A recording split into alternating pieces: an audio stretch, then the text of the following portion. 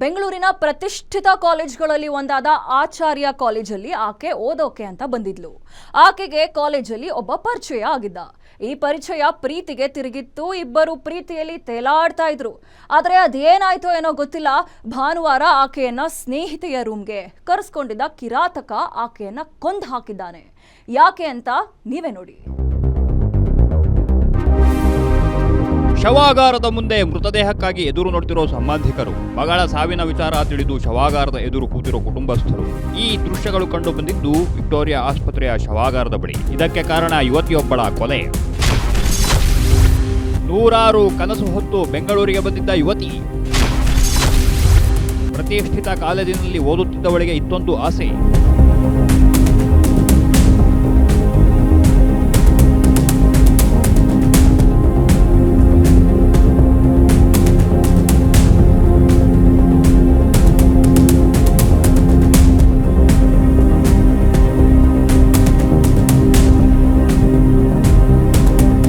ಫೋಟೋದಲ್ಲಿರೋ ಯುವತಿಯ ಹೆಸರು ದಿವ್ಯಶ್ರೀ ಅಂತ. ಆಂಧ್ರ ಪ್ರದೇಶದ ಅನ್ನಮಯ್ಯ ಜಿಲ್ಲೆ ಮದನಪಲ್ಲಿ ತಾಲೂಕಿನ ಚಿಕ್ಕಮಾರನಪಲ್ಲಿ ನಿವಾಸಿಗಳಾದ ರೆಡ್ಡಪ್ಪ, ಜಗದಾಂಬ ದಂಪತಿಯ ಕಿರಿಯ ಪುತ್ರಿ.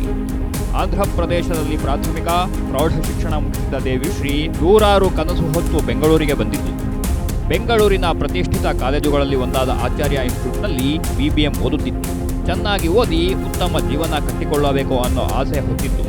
ದೂರದ ಮದನಪಲ್ಲಿಯಿಂದ ಬಂದಿದ್ದ ಈಕೆ ಬೆಂಗಳೂರಿನ ಮಾದನಾಯಕನಹಳ್ಳಿ ಠಾಣೆ ವ್ಯಾಪ್ತಿ ತಮ್ಮೇನಹಳ್ಳಿಯ PGಯಲ್ಲಿ ವಾಸವಾಗಿತ್ತು. ಇನ್ಸ್ಟಾಗ್ರಾಂ ಮೂಲಕ ದಿವ್ಯಶ್ರೀಗೆ ಯುವಕನೊಬ್ಬನ ಸ್ನೇಹ.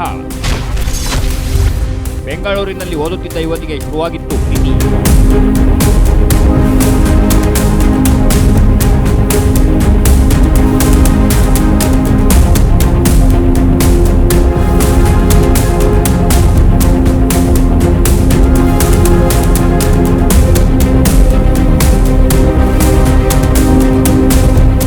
ಬೆಂಗಳೂರಿನಲ್ಲಿ BBM ಓದುತ್ತಿದ್ದ ದಿವ್ಯಶ್ರೀಗೆ ಇನ್ಸ್ಟಾಗ್ರಾಂ ಮೂಲಕ ಪ್ರೇಮವರ್ಧನ್ ಅನ್ನೋ ಯುವಕನ ಪರಿಚಯವಾಗಿತ್ತು.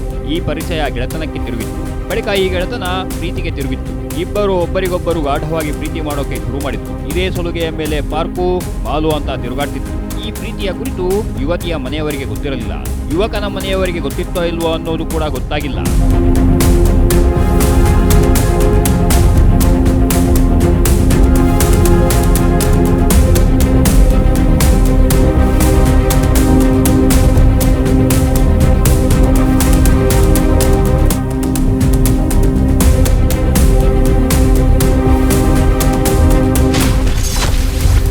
ಪ್ರಿಯಕರನ ಜೊತೆ ಗೆಳತಿಯ ಕೊಠಡಿಗೆ ಹೋಗಿದ್ದು ದೇವಿಶ್ರೀ. ಒಳಗೆ ಹೋಗಿದ್ದು ಇಬ್ಬರು, ಹೊರಗೆ ಬಂದಿದ್ದು ಮಾತ್ರ ಒಬ್ಬ.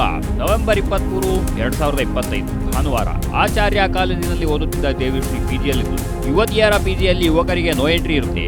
ಹೀಗಾಗಿ ಅಲ್ಲಿ ಪ್ರೈವೇಸಿ ಸಿಗಲ್ಲ ಅಂತ ದೇವಿಶ್ರೀ ತಮ್ಮೇನಹಳ್ಳಿಯಲ್ಲಿದ್ದ ತನ್ನ ಗೆಳತಿ ಮಾನಸಾಳ ರೂಮ್ಗೆ ಹೋಗಿತ್ತು. ದೇವಿಶ್ರೀ ಜೊತೆಗೆ ಪ್ರೇಮವರ್ಧನ್ ಕೂಡ ಎಂಟ್ರಿ ಕೊಟ್ಟಿದ್ದ. ಭಾನುವಾರ ಬೆಳಗ್ಗೆ 10 ಗಂಟೆಗೆ ದೇವಿಶ್ರೀ ಮತ್ತು ಪ್ರೇಮವರ್ಧನ್ ರೂಮ್ಗೆ ಎಂಟ್ರಿ ಕೊಟ್ಟಿದ್ದರು. ಬೆಳಗ್ಗೆ 10 ಗಂಟೆಗೆ ಹೋದವರು ರಾತ್ರಿ 8 ಗಂಟೆಯವರೆಗೆ ರೂಮ್ನಲ್ಲಿಯೇ ಇದ್ದರು.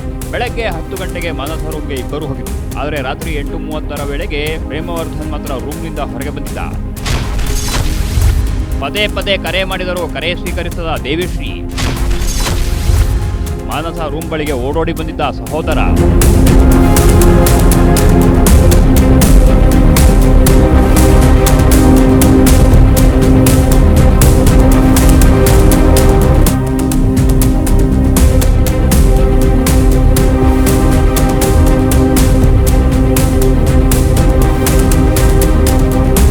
ಬೆಳಗ್ಗೆ 11 ಗಂಟೆಗೆ ದೇವಿಶ್ರೀ ತಂದೆ ರೆಡ್ಡಪ್ಪ ಮಗಳಿಗೆ ಕರೆ ಮಾಡಿದ್ರು. ಕರೆ ಸ್ವೀಕರಿಸಿ ಎಂದಿನಂತೆ ಮಾತನಾಡಿದ್ರು. ಇದಾದ ಬಳಿಕ ಕುಟುಂಬಸ್ಥರು ಹಲವಾರು ಬಾರಿ ಕರೆ ಮಾಡಿದ್ರು.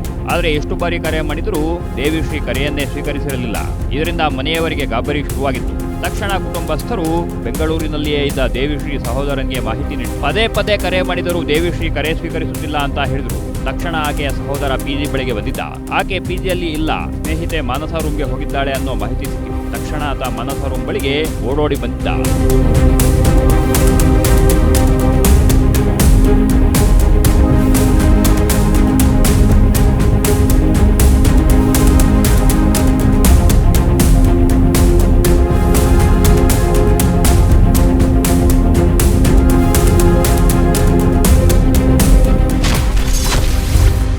ಹುಡುಗಿಯನ್ನು ಹುಡುಕಿಕೊಂಡು ಬಂದವನಿಗೆ ಸಿಕ್ಕಿತ್ತು ಶವ. ರೂಮ್ನಲ್ಲಿ ಮಲಗಿದ್ದ ಸ್ಥಿತಿಯಲ್ಲೇ ಹೋಗಿತ್ತು ಜೀವ. ತನ್ನ ಸಹೋದರಿ ಬೀದಿಯಲ್ಲಿ ಇಲ್ಲ, ಬದಲಿಗೆ ಮಾನಸ ರೂಮ್ಗೆ ಹೋಗಿದ್ದಾಳೆ ಅಂತ ಗೊತ್ತಾಗ್ತಿದ್ದಂತೆ ಆಕೆಯ ಸಹೋದರ ಮಾನಸಗೆ ಕರೆ ಮಾಡಿದ್ದ. ಮಾನಸಗೆ ಕರೆ ಮಾಡಿದಾಗ ಆಕೆ ತಾನು ಕೂಡ ರೂಮ್ನಲ್ಲಿ ಇಲ್ಲ, ತನ್ನ ರೂಮ್ ಕೀಲಿಯನ್ನ ಅಲ್ಲೇ ಇಟ್ಟಿದ್ದೇನೆ, ಹೋಗಿ ತೆಗೆದುಕೊಳ್ಳಿ ಅಂತ ಹೇಳಿದ್ದು. ಹೀಗೆ ಮಾನಸ ರೂಮ್ ಬಳಿ ಬಂದು ನೋಡಿದಾಗ ದೇವಿಶ್ರೀ ಶವವಾಗಿ ಪತ್ತೆಯಾಗಿತ್ತು. ರೂಮ್ನಲ್ಲಿ ಮಲಗಿದ್ದ ಸ್ಥಿತಿಯಲ್ಲಿ ಆಕೆ ಜೀವ ಬಿಟ್ಟಿತ್ತು. ಇದನ್ನ ಕಂಡ ಆಕೆಯ ಸಹೋದರನಿಗೆ ಏನು ಮಾಡಬೇಕು ಅಂತ ತಿಳಿಯಲಿಲ್ಲ. ಕೊನೆಗೆ ಮನೆಯ ಮಾಲೀಕರು ನೀಡಿದ ಮಾಹಿತಿ ಆಧರಿಸಿ ಪೊಲೀಸರು ಸ್ಥಳಕ್ಕೆ ಬಂದಿದ್ರು. ಹುಡುಗರೆಲ್ಲ ಬಂದರು, ತುಂಬ ಜನ. ಏನಾಯಿತು ಅಂತ ಮೇಲೋದೆ. ಬಟ್ ನಾವು ಈ ಹುಡುಗಿ ಯಾರು ಈ ಹುಡುಗಿ ಇಲ್ಲಿ ಇದಾಗಿದ್ದಾರೋ ಆ ಹುಡುಗಿಗೆ ನಾನು ಬಾಡಿಗೆ ಕೊಟ್ಟಿರಲಿಲ್ಲ. ನಾನು ಕೊಟ್ಟಿದ್ದು ಬೇರೆ ಹುಡುಗಿಗೆ, ಮಾನಸ ಅಂತ ಹುಡುಗಿಗೆ ನಾನು ಬಾಡಿಗೆ ಕೊಟ್ಟಿದ್ದು. ಈ ಹುಡುಗಿ ಅವ್ರ ಫ್ರೆಂಡಾ ಏನು ಅಂತ ಇಲ್ಲಿ ಬಂದಿರೋದು ನಂಗೆ ಗೊತ್ತಿಲ್ಲ. ಸಂಡೇ ಇದ್ದಿದ್ದರಿಂದ ಆಚೆ ಹೋಗಿದ್ದೆ, ನಾನು ಇರಲಿಲ್ಲ. ಸಂಜೆ ಬಂದೆ, ಬಟ್ ನಂಗೆ ಅಷ್ಟು ಅದ್ರ ಮೇಲೆ ಯಾರಿದ್ದಾರೆ ಏನು ಅಂತ ಗಮನ ಇರಲಿಲ್ಲ, ನೋಡಲಿಲ್ಲ ಸರ್. ಅದೇ ಹುಡುಗರೆಲ್ಲ ಬಂದರು ಸರ್. ಅವ್ರ ಫ್ಯಾಮಿಲಿ ಆಲ್ರೆಡಿ ಬೆಳಗ್ಗೆಯಿಂದ ಏನೋ ಹುಡುಗಿದು ಇದು ಮಾಡಿದ್ರಂತೆ, ಫೋನ್ ಎತ್ತಿ ತೆಗಿತಾ ಇಲ್ಲ ಹಾಗೆ ಹೀಗೆ ಅಂತ. ಸೊ ಅವ್ರು ಬಂದಮೇಲೆ ಗೊತ್ತಾಗಿತ್ತು ಸರ್. ಅವ್ರ ಫ್ಯಾಮಿಲಿ ಬಂದಮೇಲೆ ಸರ್ ನಮಗೆ ಗೊತ್ತಾಗಿತ್ತು. ಕೀನ್ ಅವರೇ ಓಪನ್ ಮಾಡಿಬಿಟ್ಟಿದ್ರು ಸರ್. ಆ ಹುಡುಗಿ ಬ್ರದರ್ ಅಂತೆ, ಅವ್ರು ಓಪನ್ ಮಾಡಿಬಿಟ್ಟಿದ್ರು ಕೀನ. ಆ ಹುಡುಗಿಗೆ ಆ್ಯಕ್ಚುಲಿ ಅವ್ರು ಮಧ್ಯಾಹ್ನನೇ ಹೇಳಿದ್ರಂತೆ ಮಾನಸಾಗೆ, ಕೀನ ಇಲ್ಲಿಟ್ಟಿದ್ದೀನಿ ಅಂತ ಅಂದ್ಬಿಟ್ಟು. ಅಷ್ಟೇ ಸರ್. ಆ ಹುಡುಗಿಗೆ ಫೋನ್ ಮಾಡಿದಾಗ ಆ ಹುಡುಗಿ ಏನೋ ಹೇಳಿದ್ಯಂತೆ, ಕೀ ಇದೆಯಂತೆ ಅಲ್ಲಿ ರೂಮಲ್ಲಿ ಅಂತ. ಅವ್ರು ಬಂದು ನಾನು ಮೇಲೆ ಹೋಗೋಷ್ಟರಲ್ಲಿ ಅವ್ರು ಓಪನ್ ಮಾಡಿಬಿಟ್ಟಿದ್ರು ಸರ್. ಅವ್ರ ಬ್ರದರೇ ಓಪನ್ ಮಾಡಿ. ಪೊಲೀಸ್ ನಾವೇ ತಿಳಿಸಿದ್ವಿ ಸರ್. ಬಂದರು ಅಷ್ಟೇ ಸರ್. ಆಂಧ್ರ ಸರ್, ಚಿತ್ತೂರು ಅಂತ ಹೇಳಿತ್ತು. ಆಧಾರ್ ಕಾರ್ಡ್ ಎಲ್ಲ ಕಳ್ಸ್ಕೊಂಡಿದ್ದೆ. 1 ಮಂತು ಆಗಿಲ್ಲ ಸರ್, ಹಾರ್ಡ್ಲಿ 10th ಅಷ್ಟೇ 1 ಮಂತ್ ಆಗಿದೆ. 10th ಒಬ್ಬಳೇ ಸರ್, ಒಂದೇ ಹುಡುಗಿ ಅಂತಲೇ ಬಂದಿತ್ತು.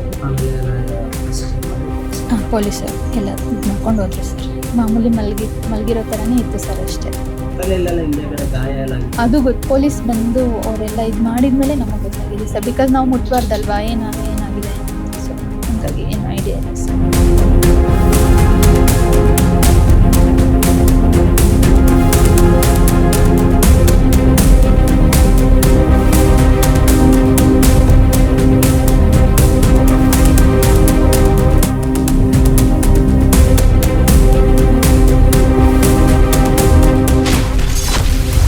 ದೇವಿಶ್ರೀ ಕೊಲೆ ಮಾಡಿದ ಬಳಿಕ ಪ್ರೇಮವರ್ಧನ್ ಎಸ್ಕೇಪ್. ಮಗಳ ಸಾವಿಗೆ ನ್ಯಾಯ ಕೊಡಿಸಿ ಎಂದು ದೊಡ್ಡಪ್ಪನ ಅಳಲು. ಬೆಳಗ್ಗೆ 10 ಗಂಟೆಗೆ ಮಾನಸ ರೂಮ್ಗೆ ದೇವಿಶ್ರೀ ಮತ್ತು ಪ್ರೇಮವರ್ಧನ್ ಇಬ್ಬರು ಎಂಟ್ರಿ ಕೊಟ್ಟಿದ್ರು. ಅಲ್ಲಿ ಇಬ್ಬರ ನಡುವೆ ಏನಾಯ್ತೋ ಏನೋ ಗೊತ್ತಿಲ್ಲ. ಪ್ರೇಮವರ್ಧನ್ ದೇವಿಶ್ರೀ ಕೊಲೆ ಮಾಡಿದ್ದ, ಬಳಿಕ ಅಲ್ಲಿಂದ ಎಸ್ಕೇಪ್ ಆಗಿದ್ದ. ಬೆಂಗಳೂರಿಗೆ 100 ಕನಸುಗಳನ್ನ ಹೊತ್ತು ಬಂದಿದ್ದ ಹೆಣ್ಣುಮಗಳೊಬ್ಬಳು ಪ್ರೇಮದ ಬಲೆಗೆ ಬಿದ್ದು ಹೆಣವಾಗಿ ಹೋಗಿತ್ತು. ಆಕೆಯ ಉಸಿರು ನಿಲ್ಲಿಸಿದ ಕಿರಾತಕ ಪ್ರೇಮವರ್ಧನ್ ತಲೆ ಮರೆಸಿಕೊಂಡಿದ್ದು, ಪೊಲೀಸರು ಪ್ರೇಮವರ್ಧನ್ಗಾಗಿ ಹುಡುಕಾಟ ನಡೆಸಿದ್ದಾರೆ. ಇದರ ನಡುವೆ ದೇವಿಶ್ರೀ ದೊಡ್ಡಪ್ಪ ತಮ್ಮ ಮಗಳ ಸಾವಿಗೆ ನ್ಯಾಯ ಕೊಡಿಸಿ ಅಂತ ಅಲವತ್ತುಕೊಂಡಿದ್ದಾರೆ. ಆಚಾರ್ಯ ಕಾಲೇಜ್ಗೆ ಅಂದವರಿಗೆ ಕಳಿಸಿದ್ದು. BCA ಮಾಡ್ತಕ್ಕಂಥ ವಿದ್ಯಾರ್ಥಿ, ಅಂತಿಮ ವರ್ಷ ಇತ್ತು, 1 ತಿಂಗಳು ಮಾತ್ರ ಇತ್ತು ಅಂತ ಮಗುನ. ಸುಮಾರು ಅಂದರೆ 3 ತಿಂಗಳ ಹಿಂದ್ಗಡೆ ಕೂಡ ಮ್ಯಾನೇಜ್ಮೆಂಟ್ ಅವರಿಗೆ ಈ ಹೆಣ್ಣು ಮಗು ಹೋಗಿ ಹೇಳಿದ್ರು ಕೂಡ, ಇಂಥ ಹರ್ಷವರ್ಧನ್ ಅನ್ನೋ ವ್ಯಕ್ತಿ ಈ ರೀತಿ ಮಾಡ್ತಾ ಇದ್ದಾರೆ, ನನ್ನ ಮೇಲೆ ಈ ರೀತಿ ಲೈಂಗಿಕ ವಿಚಾರದಲ್ಲಿ ಮಾತಾಡ್ತಾ ಇದ್ದಾರೆ ಅಂತ ಕೂಡ ಮ್ಯಾನೇಜ್ಮೆಂಟ್ ಅವ್ರಿಗೆ ಹೇಳಿದ್ರು ಕೂಡ ಅವರು ಏನು ಕೈಗೆ ಎತ್ಕೊಂಡಿರೇನೆ ಈ ರೀತಿ ಮಾಡಿ ನಿನ್ನೆ ರಜೆ ಇರೋದ್ರಿಂದ ರೂಮ್ಗೆ ಕರ್ಕೊಂಡೋಗಿ ರೂಮದಲ್ಲಿ ಈ ರೀತಿ ಸಾಯಿಸಿ ಆ ಹುಡುಗಿನ ಅಲ್ಲೇ ಬಿಟ್ಟು ಬೀಗ ಹಾಕ್ಕೊಂಡು ಹೋಗಿರುತ್ತಾನೆ. ಅಂಥವನ್ನ ಹಿಡಿಯುವವರೆಗೂ ನಾವು ಯಾವುದೇ ಕಾರಣದಿಂದ ನಾವು ಇಲ್ಲಿ ಡೆಡ್ ಬಾಡಿ ಎತ್ತುವುದಿಲ್ಲ. ಅವರು ಸ್ಟೂಡೆಂಟ್ ಅಂತಾನೆ ಸರ್, ಹರ್ಷವರ್ಧನ್ ಅಂತ ಹೇಳ್ಬಿಟ್ಟು ಅವರ ಡೀಟೇಲ್ ಎಲ್ಲ, ಆ ಹುಡುಗನ ಡೀಟೇಲ್ ಎಲ್ಲ ಆ ಕಾಲೇಜಲ್ಲೇ ಇರ್ತದೆ. ಮತ್ತೆ ಇದ್ರ ಹಿನ್ನೆಲೆ ಅವ್ರ ಫ್ರೆಂಡ್ ಯಾರೋ, ಹುಡುಗಿಯವರ ಫ್ರೆಂಡು ಮತ್ತೆ ಅವ್ರು ಯಾರು ಇದ್ದಾರೆ ಅಂತ ಇವ್ರನ್ನೆಲ್ಲರೂ ಹಿಡಿಬೇಕು, ನಮ್ಮ ಹುಡುಗಿಗೆ ನ್ಯಾಯ ದೊರಕಿಸ್ಕೊಡ್ಬೇಕನ್ನೋ ಉದ್ದೇಶದಿಂದ ನಾವು ಹೇಳ್ತಾ ಇದ್ವಿ. ಇದು ಏನಂದ್ರೆ ಈ ರೀತಿ ಲೈಂಗಿಕವಾಗಿ ಅಂತ ಹೇಳಿದೀವಲ್ಲ ನಾವು, ಆ ರೀತಿ ಇದು ಮಾಡ್ತಾ ಇದ್ದರು ಅಂತ ಕೂಡ ಮ್ಯಾನೇಜ್ಮೆಂಟ್ ಅವರಿಗೆ ಹೇಳಿದ್ದಾರೆ. ಮತ್ತು ತಂದೆಯವ್ರಿಗೆ ಹೇಳಿದ್ರು ಕೂಡ, ಇನ್ನು 3 ತಿಂಗಳ ಒಳಗೆ ನೀವು ಬಂದುಬಿಡ್ತೀರಿ, ವಾಪಸ್ ಮನೆಗೆ ಬಂದುಬಿಡ್ತೀರಿ ಅನ್ನೋ ಉದ್ದೇಶದಿಂದ ಹೇಳಿರುತ್ತಾರೆ. ಆದರೂ ಕೂಡ ಇನ್ಯಾಕೆ 3 ತಿಂಗಳಿಗೆ ಅಂತ ಹೇಳ್ಬಿಟ್ಟು ಅವ್ರ ತಂದೆಯವರು ಸುಮ್ಮನೆ ಆಗಿರುತ್ತಾರೆ. ಆದರೆ ನಿನ್ನೆ ಅವ್ರ ಫ್ರೆಂಡು ಕರೆಸ್ಕೊಂಡು ಅವ್ರ ರೂಮ್ಗೆ ಕರೆಸ್ಕೊಂಡು ಏನೋ ಹುಡುಗ ಅನ್ನೋನು ಅಷ್ಟು ಹರ್ಷವರ್ಧನ ಯಾರ ಅನ್ನೋನು ಈ ರೀತಿ ಮಾಡಿಬಿಟ್ಟು ಸಾಯಿಸ್ಬಿಟ್ಟು ಅವನು ಬೀಗ ಹಾಕ್ಕೊಂಡು ಹೋಗಿರುತ್ತಾನೆ. ಅವನ್ನ ಕೂಡಲೇ ಹಿಡಿಬೇಕು. ಅವನು ಯಾರು ಇದರ ಹಿನ್ನೆಲೆ ಯಾರು ಇದ್ದಾರೆ ಅವ್ರನ್ನೆಲ್ಲ ದಯವಿಟ್ಟು ಬಂಧಿಸಬೇಕು. ಹೆಣ್ಣು ಮಕ್ಕಳಿಗೆ ರಕ್ಷಣೆ ಕೊಡಬೇಕನ್ನೋದು ಒಂದೇ ಒಂದು ತಪ್ಪದರೆ ಬೇರೆ ಯಾವುದೂ ಇಲ್ಲ. ದಯವಿಟ್ಟು ಹೆಣ್ಣು ಮಕ್ಕಳಿಗೆ ರಕ್ಷಣೆ ಕೊಡಲೇಬೇಕಾಗ್ತದೆ. ಯಾರೇ ಇದ್ದರೂ ಕೂಡ ಹಿಡಿಬೇಕು, ಅವನು ಬಂಧಿಸಬೇಕು, ಅವನಿಗೆ ಕಠಿಣವಾದಂಥ ಒಂದು ಶಿಕ್ಷೆ ಕೊಡಬೇಕನ್ನೋದು ನಮ್ಮ ಒತ್ತಾಯ. ಸರ್ಕಾರಕ್ಕೂ ಕೂಡ ಅದೇ ಒತ್ತಾಯ ಮಾಡ್ತೀವಿ. ದಯವಿಟ್ಟು